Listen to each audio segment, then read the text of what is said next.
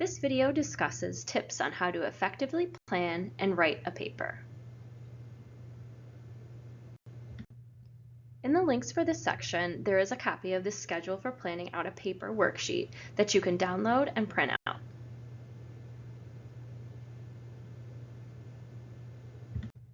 As you watch the video, you can use the schedule for planning out a paper worksheet to follow along.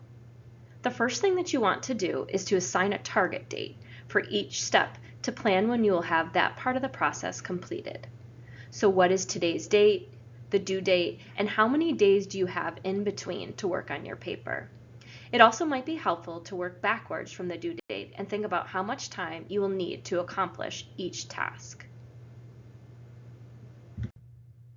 As you are studying or working on a paper, it's important to create rewards and incentives for yourself. After you finish each step of this worksheet, make sure to give yourself a reward. Anything can be a reward, but it should be something you really enjoy so it will motivate you. Some ideas could be watching a movie, reading a book, spending time with family or friends, getting a coffee, or taking a walk. Think about some ways that you might want to reward yourself.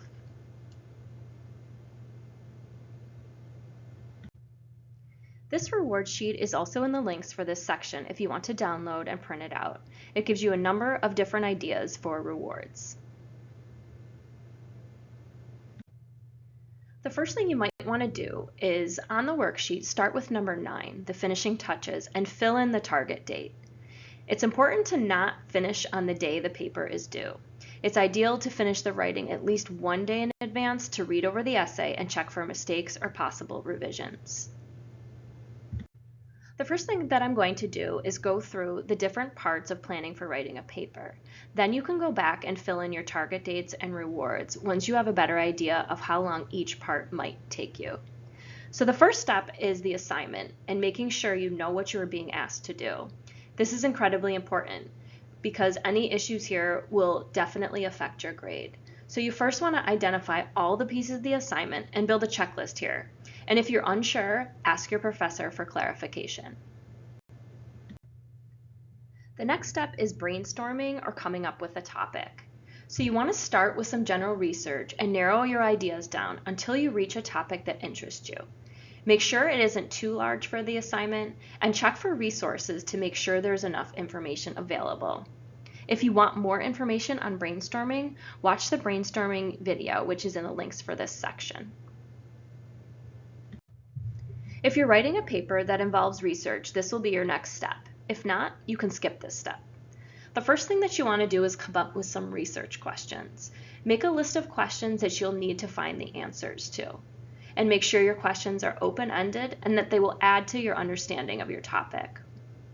You want to make sure to use appropriate resources and make sure that they meet your professor's expectations to find the answers to your research questions. Also, don't be afraid to add new research questions as you gather information and discover that you might need even more. It's really important to carefully record your source information so that you're not in the end trying to figure out where your sources came from. Next is coming up with a thesis statement. Consider your research and understanding of your topic as a whole, and then write a working draft of your thesis statement. Make sure it addresses the key components of the assignment. You might change your thesis as you write your paper, but having it will keep you focused. If you're interested in more information on writing a thesis statement, watch the video, which is in the links for this section, or use the QR code from the worksheet. Next is making an outline. This worksheet is also in the links for this section, or you can use the QR code on the worksheet.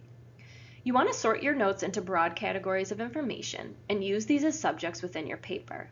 You can use this outline to help you organize your thoughts and ideas. Carefully consider the order in which you place your ideas. Time spent on this stage will greatly help facilitate the actual writing process. The next step is a rough draft. You want to follow your outline and make this draft as strong as you can. It's easier and more effective to revise a well-written draft than to entirely rewrite a poor one. Similarly, make sure to include appropriate source citations as you write. It will take more time to go back and add them in after the fact. The next step is to have someone take a look at your draft and give you feedback. It's much easier for someone else to find areas of need in your paper than for you to do it yourself. You can make an appointment at the Tutoring and Academic Assistance Center to have a writing consultant help with this.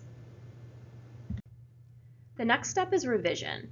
Use the suggestions and questions from the conference to improve your paper.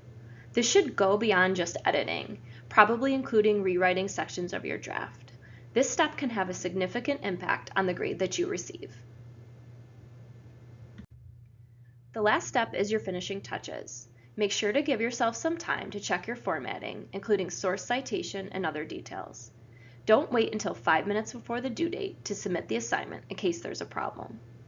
Now that you know all about the different parts of the paper, you can go back in and fill in your target dates and rewards for each part of your paper. If you need any additional help, please come to the Tutoring and Academic Assistance Center or the TAAC and make an appointment with a writing consultant.